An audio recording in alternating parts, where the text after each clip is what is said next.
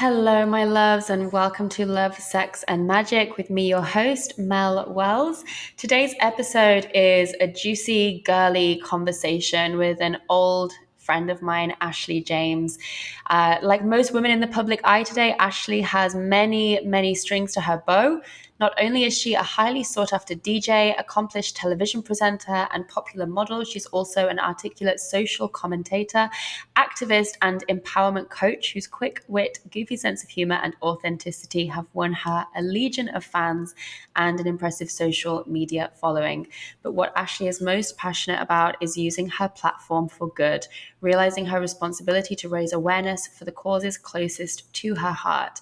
A campaigner for mental health, body positivity, and social media honesty, Ashley has appeared on both BBC News, Sky News to discuss topical issues and draw on her own past battles with self-harm, bullying, and body dysmorphia. You know, this is just a really honest conversation that we had about social media, about the celebrity world that both of us kind of met each other in. We talk about dating, relationships, being single in your 30s, the pressure that women face to have a certain amount of things by a certain age. And we also talk about Ashley's journey into motherhood, her unexpected journey into motherhood, and how that has created change in her life and with her relationship with her body.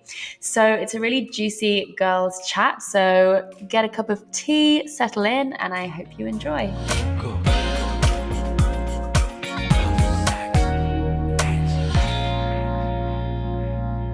So Ashley, it's so good to have you here. Thank you so much for being on the show. Thank you for having me. I'm so excited.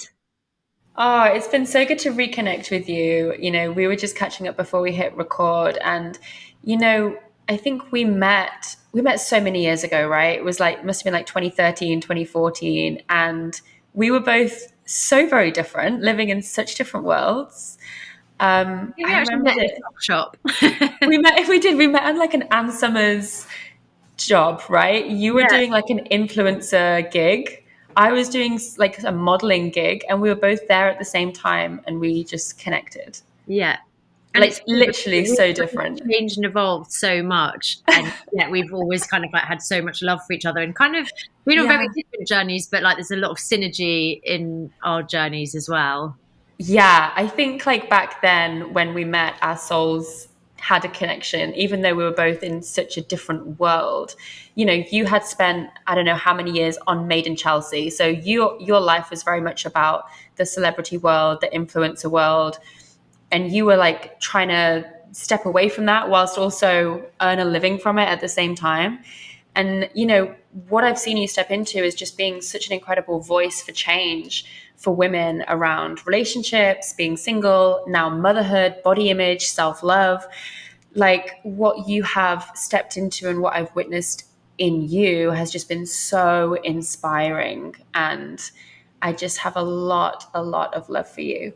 Feeling is very mutual. Obviously, I don't stay on your podcast like your journey, but yeah, it's do you know what? I feel like when we both met, that was definitely like one of the unhappiest periods of my life, which is funny because it's kind of like the period where, I mean, fame is relative, isn't it? Because for some people, they wouldn't know who I am, for some they don't. And it was certainly a very microscopic level of fame, whatever I got. But I really felt like if I become more famous, then I'll be happy. And I think growing up in, I don't want to say in poverty, because that's absolutely not in poverty, but with money worries always around me, I was like, rich and famous people, especially the two together, is like, people must just be so happy. And I'm thinking that, you know, Maiden Chelsea, like even the first few times I started to get recognised, I was like, this is it. This is it. Everything's gonna be here for me now, and I'm gonna see the money rolling in, and I'm gonna like have this real sense of importance and worth finally, because I grew up with like actually zero self-worth, and it was almost like the better I was doing in terms of that like fame and all of that, like the unhappier I was becoming. And I was like, wait, what is going on? Like, and also it kind of made me, I don't want to say a vacuous person, but it definitely put my priorities in all the wrong places. And it left me at a point where I was like suicidal, but on the outside, everything was so glamorous.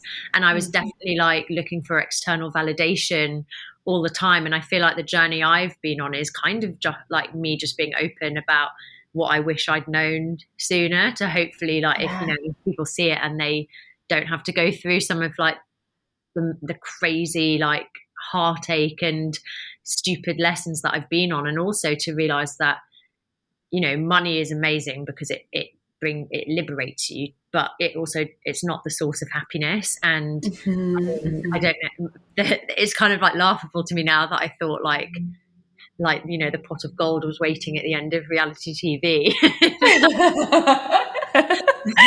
That's actually so funny, babe. Like, I love that you shared that so much, and I agree. Like, I definitely felt the same. Like with Hollyoaks, like that was obviously I was really young when I was on that show, like 18, 19.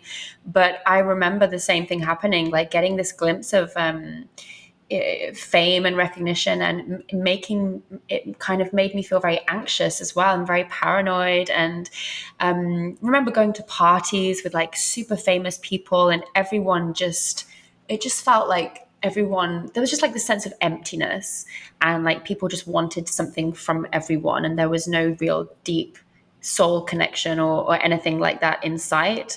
And I remember like having a conversation with someone on this like fancy yacht party. I think it was out in Abu Dhabi, and they were someone very famous. And I remember just sitting there and having this realization of like, you are unhappy. Like, you've got everything that society has told us that we should want, and you're miserable and you're depressed, and you don't have healthy primary relationships in your life. You don't seem happy within yourself. Like, this is a trap. Like, we are being sold into a trap, right? And when I feels like it's the same journey for you, babe, because like when I started my journey into like health and spirituality and self-love, I started working at a juice bar, I started teaching yoga, and I felt so much more fulfilled and connected doing that than I ever did in like that other world. And it feels like you've had a journey like home to yourself that you're now sharing with everyone, which is just so powerful. Thank you. Yeah, and it's funny because I feel like the kind of moment for me was actually when I just went solo traveling and nobody knew who I was. Not that many people know who I am here, but do you know what I mean? It was like it didn't matter. Nobody asked Yeah. traveling. No one cares like who you are in terms of like they care who you are, but not what you are, Yeah, what you do, and all of exactly. those things. And also I didn't have really any possessions on me, mainly for safety, because like a woman traveling on her own in Mexico, and I felt so free. I was like, isn't it funny that all the things that I thought I needed actually have just been like weighing me down? And exactly what you said, that I met some of the world's most famous people and they were all so miserable. And I always feel that even though it's taken me a long time to like step into following my intuition, that I've always kind of like known straight away if I can connect with someone on a soul level. And I think that's why I had so much kind of heartache, not just on a romantic level in showbiz, but also on a kind of friendship level, because I was making these connections with people that I thought was like really authentic. And then I was kind of realizing that they were friends with me actually for the wrong reasons. And there is a lot of like social climbing, and that's just, it's so far removed from like who I am and what I am, and also Hmm. who and what I want. And interestingly, when I was dating a guy who, I guess he is like, yeah, a famous actor, I was like, I hate going to all these like showbiz parties and events because everybody looks over me and people only talk to me until there's someone else who's more famous or more relevant in the room. And he said, that's funny because I hate going to those showbiz parties because everybody wants to talk to me and I feel used because they just want a bit of me because I am famous. And I was like, isn't that funny that I Mm, don't like it at this level, but he doesn't like it at that level? Because it is just like yeah. kind of, it's like I crabs. think like that's it. Like, nobody actually likes it. That's the bottom line. Like, we're being raised to believe that that is what we should want. But then it seems like when you get that, everyone that's there has the same story. Like, this is not enjoyable. This is not fun. This is not fulfilling. And so I think we're all here to help others. And I think when you don't feel like you're being of any help or service, or you're actually making a positive difference in the world, then it's like, what am I doing here? Like, what is the point of this? you know. One of the things that I've seen you change, like shift so dramatically in your life, is the relationship that you have with the beauty standards and social media and body image. You know, this is a real industry that you've been really passionately disrupting. Like, what was that journey like for you, like with your own body, with social media, with all of the pressures of airbrushing, filters, all of that stuff?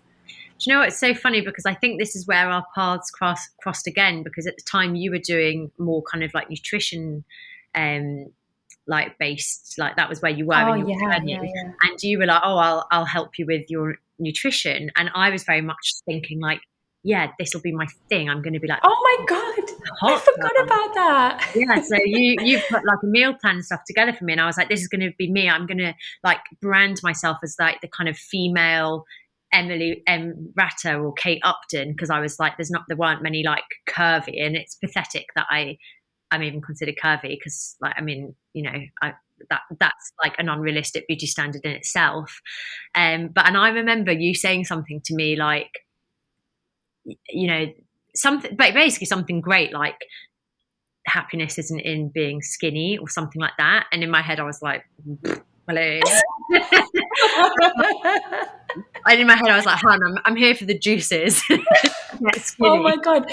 Babe, I literally forgot that. Right. For everyone that's listening that like doesn't know like the right at the start of my story, like before I started doing uh like eating disorder recovery coaching, I was doing nutrition and veganism and meal plans, and Ashley, you were one of my first clients. And yeah, it's actually so wild. Like this was at this, like I think when we worked together was at the time where I was just starting to realize that the answer wasn't in changing your diet. The answer was in changing the relationship with food. And so I think it sounds like that at the time we were working together, I was trying to communicate this with you. And yeah, you were just like, lol, give me the juice cleanse. And do you know, it's funny because like looking back as a teenager, I never had like body issues. I didn't grow up around like you know, I didn't have any disordered eating, and actually my body dysmorphia, which I still have now, and I know what, like, you know, when I'm really anxious, that's what triggers it, and I have like real self-esteem issues, but at least I'm aware of like what the triggers are now. But what really was like my wake up call was that what the kind of more success I was getting as a reality star, and as much as I hate that term, that is black and white, what I was, um, the more kind of like shoots I was getting. So I was like, oh wow, like I'm becoming a model. Like I always wanted to be a model, and then I would get these images back, and the photographers had completely changed my body shape. And then I was starting to get told, you know, by different people in the model industry, like, oh, you're too curvy or your boobs are too big. You couldn't do a sport campaign because your boobs are too big. And I was like, but I've run a marathon.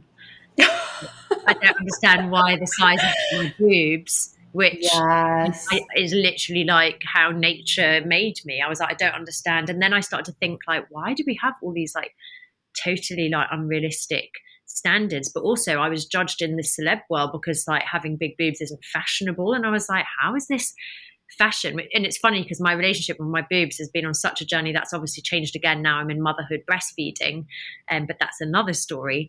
And then I think like the universe definitely works in mysterious ways, because I got adult acne out of the blue when I was like, I think 26, 27, and it was probably the time where I was trying to like brand myself as this kind of like British Kate Upton, and I was like, but what what can I do now? Because I've got like, this wasn't part of the plan.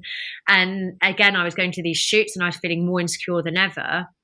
And I was getting it back and my skin was all polished. And I was like, this is making me unhappy and giving me like disordered eating and body dysmorphia, and I hate myself. Whereas like as a teenager and as a child, I actually thought I was like, I mean, not that I valued prettiness, but I was like, oh, I feel quite pretty. And then like suddenly I kind of got the job where that sets the standard, you know, like we look at the models and that's kind of what we want to be, and I was that person and I hated myself, and I was like, this isn't right, like even the model doesn't look like the model.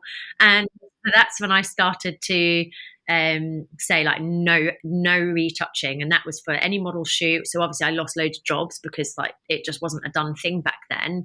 And also on my Instagram, and you know, now it's a trend, and that's great because it means that the industry is changing, and the industry has changed. Like we are seeing more like realness. I still think we've got a long way to go with aging, but Yeah. that's another thing. And change is positive, but it was, yes, it was like empowering, and I'm so happy it helped people, but it kind of started selfishly because I needed to help myself because I was like, there's a correlation between my sense of unhappiness and the more I'm trying to like fit in and alter myself, or other people are trying to alter me. And then the more I did it, and I guess it's like anything, like the more kind of being vulnerable is very scary for any of us, but the more we do it, the more we kind of find our tribe or find solidarity, or we start to help other people going through the same problems.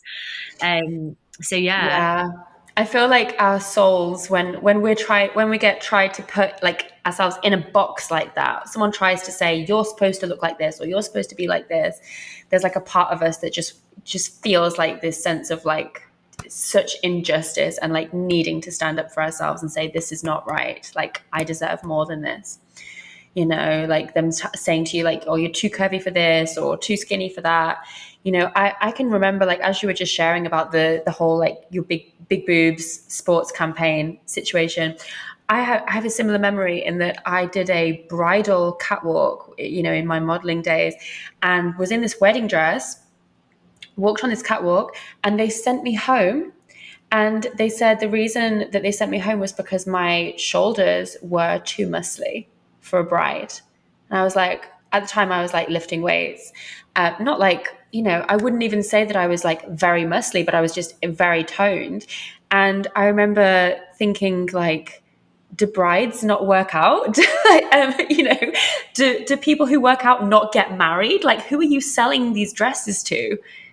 Do you know what I mean? And And it's funny, that isn't was it? one of Because those actually moments. that is like specifically bridal dresses is a big thing because there isn't a market for plus size brides, and of course like people of different shapes and sizes get married. Like surely that's like one Obviously. of the main industries where you're like, we cater to everyone here. Like there is literally Yeah. a standard for a bride, but I mean the whole industry like needs ripping up. But I do feel like that's one part of it. And I mean, Yeah. we could sit here and dissect society and all the things wrong with it, but I it I Yeah. No, think you're right. it's Change is definitely happening. happening. Change is definitely happening, and I think you have been you played a really good big role in that change.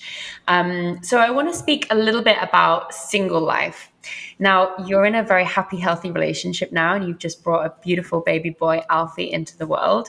But when you were single, you were just being so vocal about how great it is to be single in your 30s. And I really want to dive into this more because, as you know, as everyone listening knows, I'm recently single and I'm 31.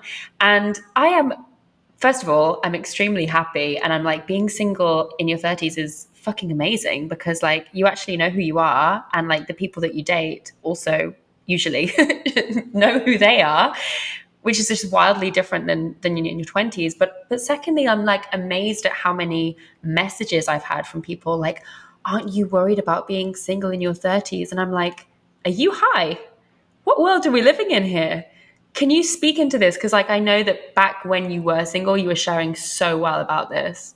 Yeah, and it's funny because I kind of I feel like now they're definitely not like in the beginning, but now like single is actually my happy state. So I feel like a lot of people are relationship people and they have to learn how to be single, whereas I feel like a Yeah. single person that's having to learn constantly to be in a relationship.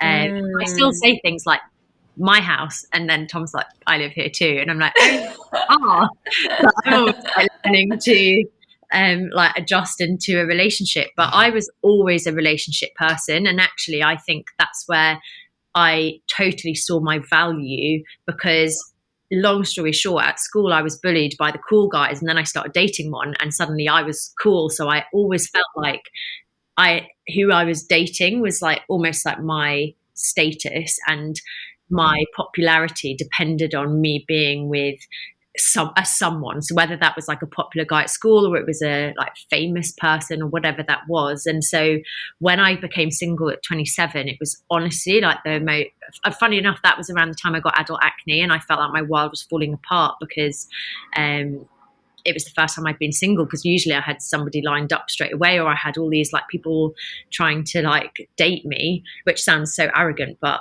that's how it was. And then I kind of felt like no one wants me, but also I'd lost all confidence, because I mean I was a shell of who I was when I came out of this relationship. So definitely for the first few years I had that really like negative association with being single, like I'm being left behind, whatever that means. I'm running out of time. I'm nearly 30. Why does nobody want me? And then I don't know really what the change was. I think it was just like a lot of heartbreak and a lot of going for the wrong people. That's when I went solo traveling and I started to really live. And I was like, I got to a point where I almost felt sorry for people in relationships, because I was like, they don't have the freedom to do what I'm doing. I dive, and anything I wanted to do, I could do. Like I was like, this is like amazing. And then I bought a house. I felt like once I kind of changed my mindset and realized it was a positive thing, like my life started to like fall into place and get really good.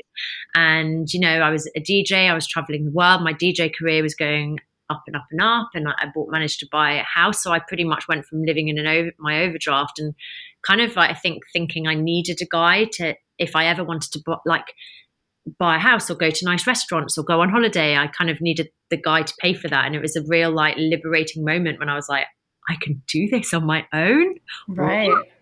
And then I would go to things like weddings, and all people cared about was my relationship status. So you sing and went, oh, I'm sure you'll meet someone soon. And I was like, no, I'm what? Like, I'm really happy. And then it started to really like anger me, the whole like connotation that you're like lonely if you're single, because actually I know loads of people who are lonely in relationships.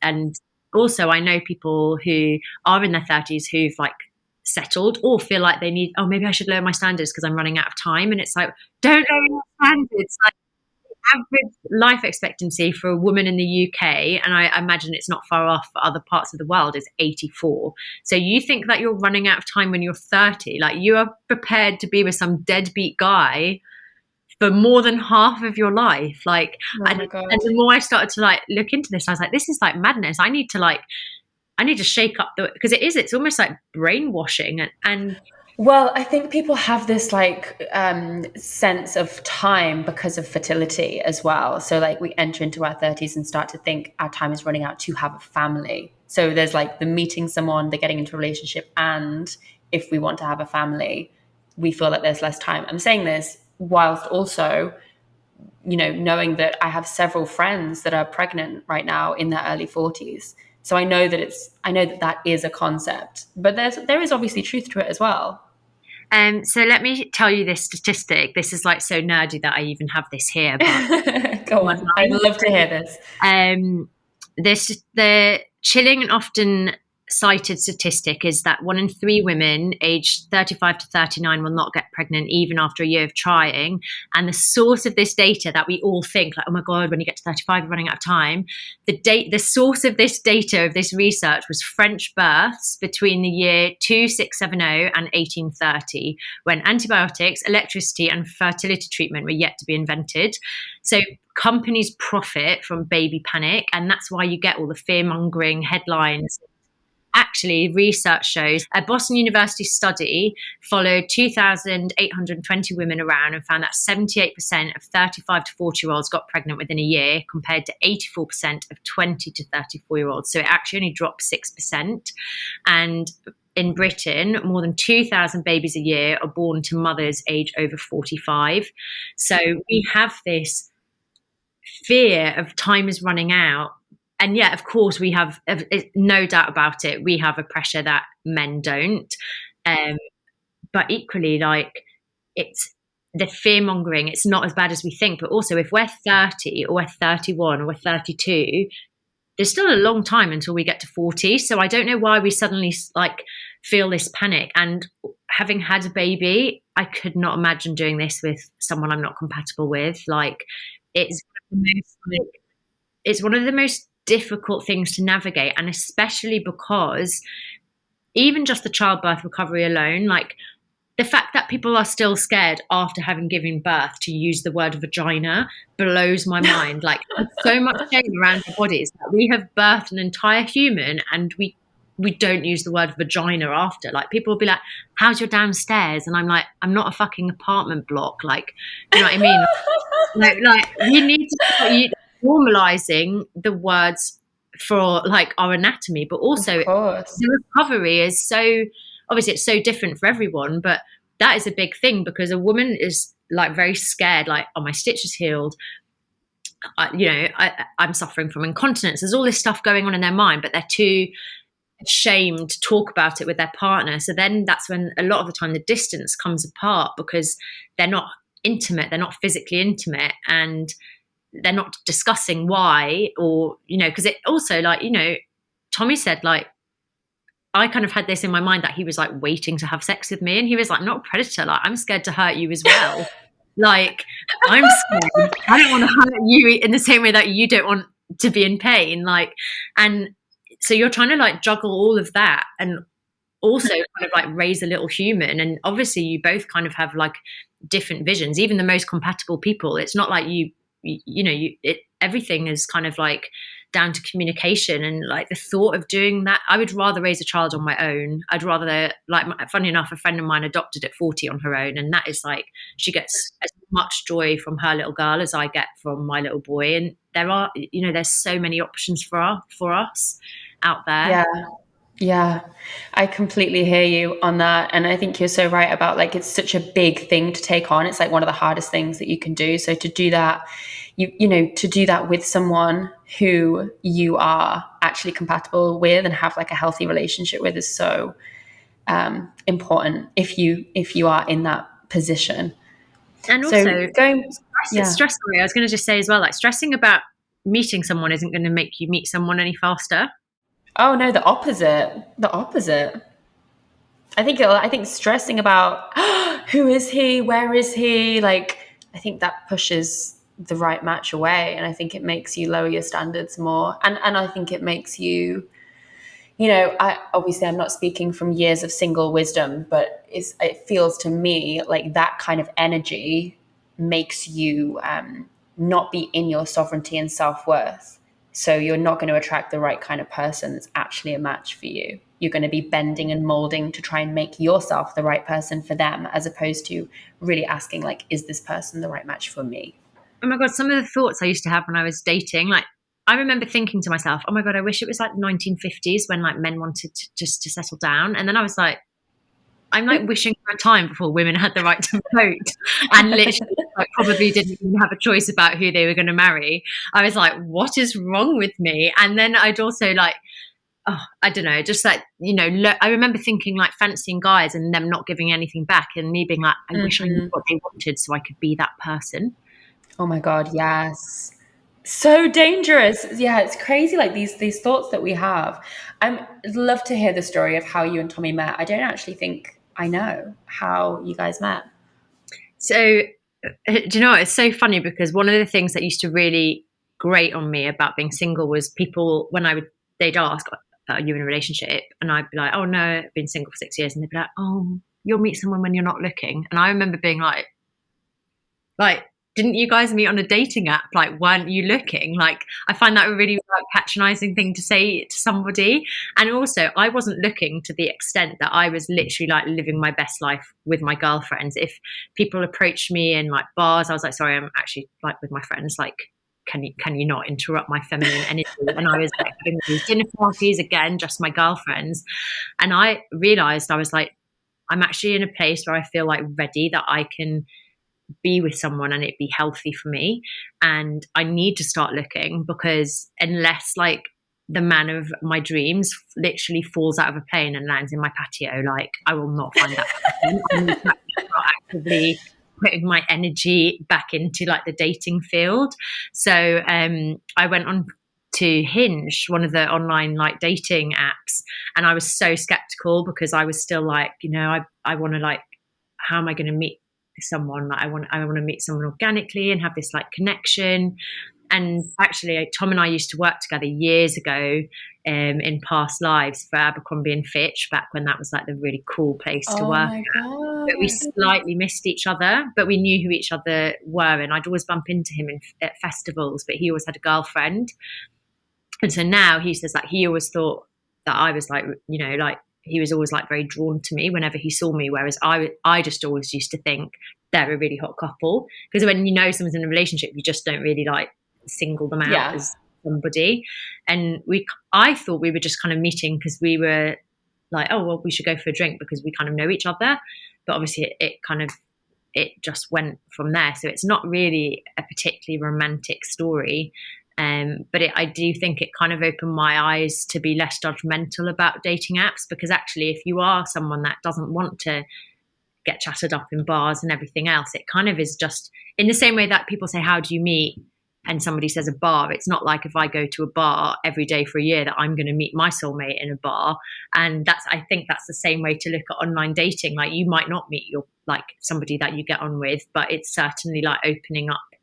Mm. And I would always go traveling and be like, this is where I'm going to meet someone. This is where, because this is like where my soul's happy and I want to meet. I'm not going to meet a traveler, or like a free spirit in London, especially as a DJ, like, in clubs or on the party scene, because that's just not where I am. Whereas it online dating kind of allowed me to meet my, like, someone that shares my passions and like my soul purpose, I guess. Like, but they kind of connected us. So And you guys have just had a baby.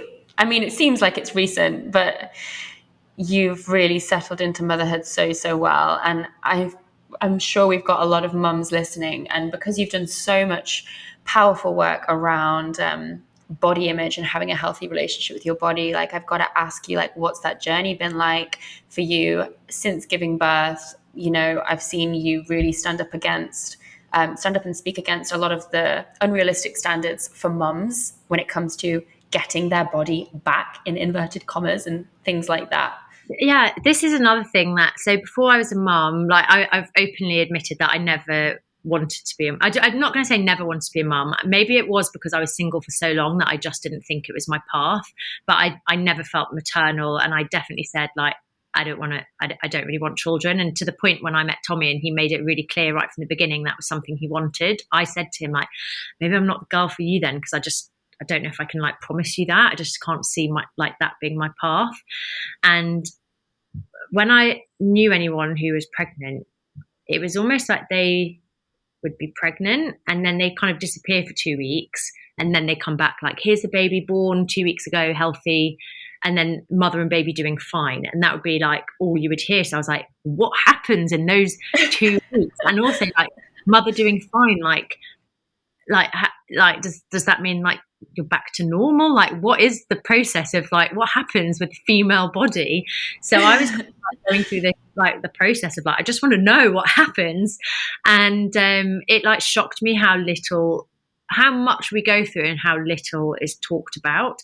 Because again, I think it's all this, like, shame, especially like around incontinence and prolapses and vaginas and like, people kind of don't want to talk about it. And because of that, I feel like not only is the healthcare system letting us down, but women are kind of like suffering in silence and not knowing what's normal and what's not normal. And it's funny because I was like suffering from fetal incontinence after, and I had like no shame in talking about it.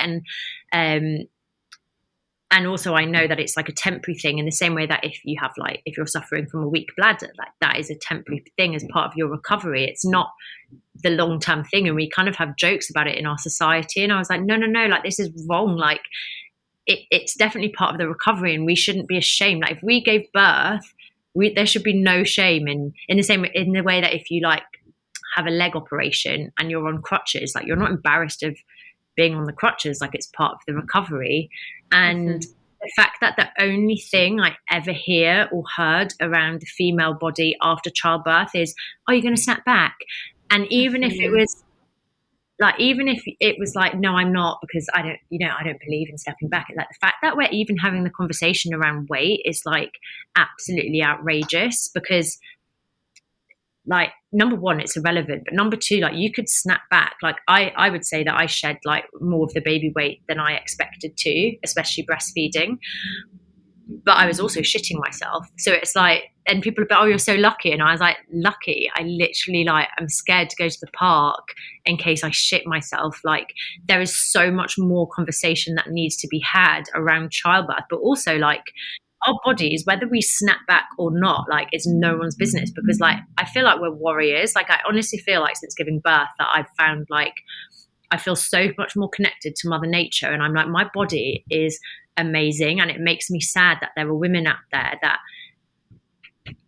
like, because of society and because of unrealistic beauty standards, like, hate their bodies. And especially when the pregnant body is so like, wow, you're glowing, wow, you look amazing. And I feel like we should have that after childbirth. Like, look what your body did. Like, you are, Yeah. like, yes, queen. And instead of like all the unsolicited advice and the noise, it should be like, let me, you're a mum, like, you should have a seat on the train. Like, I don't know, I feel like society should, like, Yeah. hold motherhood like so much greater than it is. We definitely should. Like, I think like mothers are literally birthing the next generation. They have the most important, arguably the most important job on the planet. And I think you were just saying before we hit record on this that there is a kind of like they're not held up in the way that we should hold them up. And I think we hold up women that are like in CEO positions and high achieving, successful in that masculine energy. But when it comes to mothers, especially let's say stay at home mothers or single mothers, we are not giving them the respect and the admiration that they truly deserve, because that's such an important job. And also, I always think about this, like, a stay-at-home mum has all the skills that you could go to a job interview as a stay-at-home mum for a CEO, and they'd be like, so how are you qualified for this? And you'd be like, well, my multitasking skills, my this, my that. That, like, mums are like rocking it, and because of Yeah. society, they're almost rocking it, but having to pretend that that's almost non-existent because it's not considered like Yeah. glamorous, or you couldn't go to a job interview where it is, like, as you say, masculine energy and talk about your maternal role, but it is a role, it is a huge role. And yeah, I don't know, like, I thought I was always like, I'm a career person, I don't want to be like one of those stay-at-home mums. And I always talk about those mums because I was like, nobody wants to be those mums, but there's so much misogyny in that. And as a feminist, I can't believe that I had so much like subconscious misogyny against my own, like, against other women, because, like, what are those mums? And I am so much more those mums than I ever thought, because yes, I'm career focused and I'm driven and I'm still that person, but like the thought of like leaving Alf, I'm like, oh my god, like, hats off to the people that have to go back to work, because it must be like heartbreaking, and especially to go back and to have to almost pretend that the other bit of their life doesn't exist. Like, it's crazy to me. And I'm like, I want to be a stay-at-home mum because he needs me. Like, and I feel like society, like, so much judgment on whether or not you have a good or bad baby, and like, babies aren't good or bad. Like, babies aren't going around like killing people, they're not racist, they're not sexist, like, they are good. And we judge them based on how they slot into our like Western ideals, like if they sleep through the night, like, you know like, that is how we say like a good and bad baby. It actually like upsets me that people are like, my baby won't sleep, like, what's wrong with him? And it's like, that's fine, like, they're just a baby doing their little thing, and we probably wouldn't sleep. Oh, we don't sleep in the night, we wake up all the time, but we're not like, I'm a bad human Bad. waking up in the night. And yeah, I don't know, yeah, it's been like a really amazing awakening. Like I was saying to you before, I feel like at different stages in your life, like, you're a caterpillar, then you have the cocoon, and then you're the butterfly. And I felt like, I was the butterfly finally in my single happy days, because it took me a few years to find out that single doesn't equal negativity. And you can be lonely single, or you can be lonely in a relationship. Like, it's not one or the other. And so then, I felt like the butterfly in there, and my pregnancy was really like my cocoon moment again, because I was like, there's just a lot of uncertainty, especially when we were living in a world full of uncertainty. And now I definitely feel like I'm this like very serene, like maternal butterfly, like living, I don't know, like living my purpose, like raising this tiny little cool little dude. Well, I definitely feel the butterfly energy from you. You've just blossomed in motherhood. It suits you so, so much. So, love, I always ask my guests these 3 questions on the show. The first one is, what is something that you're loving right now? I am loving. I mean, I feel like I don't want to be one of those moms. My son. I honestly, it's so nice to get to experience the world for the first time with someone. I feel like it's almost like mushrooms, but better. Like, it's like the world is like the, all the chaos and stuff that goes on around. Like he doesn't know anything about that, and he can like stare and look at grass, and it's exciting. Like the feel, the touch, everything. It's almost like, yeah, he's bringing me joy right now. So beautiful. And what is something that turns you on? Something that turns me on. I mean, this is like very general, and I feel like I should give this answer like something better and juicier. But honestly, like good manners, like there's nothing sexier than good manners, and I feel like sometimes we overcomplicate things, but like manners and thoughtfulness. Love that. Love that. And finally, when was the last time you experienced magic? Um, I mean, I'd love to say childbirth, but it was so much experience I hope for. When did I experience magic? Do you know what? I'm actually going to say the last time that I DJ'd, because it was so magical, and I didn't even realize that that was a magic moment, because I almost like took it for granted. And now that, not forever, but the world is like, it feels like the world's very much on hold and having a reset. And I've like embraced that reset, and I'm trying not to get caught up in like all the chaos and negativity around. But I'm like, I took for granted the fact that, I was in a field dancing freely and causing up, like creating that magic, like the music, seeing people dance, like that's kind of what I'm clinging to for like my future. I can't wait for all of that to come back. I mean, it's definitely back here in Miami. Yeah, So yeah, I'm excited for England to catch up. yeah. I'm excited too. And actually, let me say another thing about magic, as a side one, making up with a friend who betrayed me, because I worked with a coach throughout my pregnancy, because I really wanted just to like basically like deal with the fact that I found it impossible to forgive people, and I would get like caught up on it, like, but she did this to me, but she did this, and she betrayed me, and I would never do this. And I was like, that is like so much like anger and resentment to carry. But I was like, I don't understand how other people like almost like kiss and make up, or don't make up, but just kind of like are like, well, that's in my past. And I was like, why can't I let things go? And I feel like I recently made up with her to an extent, and actually that is really magical, because it's like a real amazing thing for me to kind of let go of that poison. And my coach at the time said, the funny thing is, when you hate someone, it's you're drinking poison hoping the other person will die. And I love that, because that is literally what it is. And I'm like, I don't want to like give myself poison anymore. I love that. I love that. That definitely is a magic moment, and I completely agree. Well, love, this has been such a pleasure. Thank you so much for coming on and sharing your stories and your wisdom. We're going to head over to the membership now, and you can answer some more questions for our community. But for now, how can everyone come and hang out more in your world and get more of your content and life?